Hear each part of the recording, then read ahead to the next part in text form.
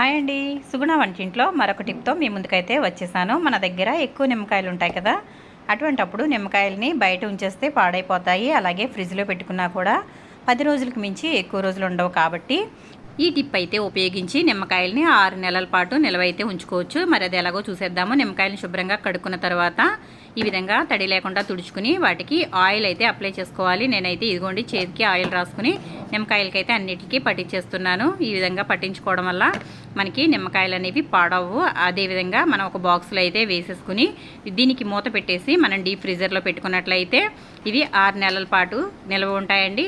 ఏమాత్రం చెక్కు చెదరవు. చక్కగా ఎప్పుడు కావాలంటే అప్పుడు తీసి ఉపయోగించుకోవచ్చు. మరి టిప్ నచ్చితే కనుక ఈ విధంగా నిల్వ చేసుకోవడం వల్ల 6 నెలల పాటు నిమ్మకాయలు అనేవి చెక్కు చెదరకుండా ఉంటాయండి. మరి చూసారు కదా, నేనైతే ఈ విధంగా డీప్ ఫ్రీజర్లో పెట్టేసుకున్నాను. మరి వీడియో నచ్చితే కనుక లైక్ చేయండి, షేర్ చేయండి, సబ్స్క్రైబ్ చేయండి.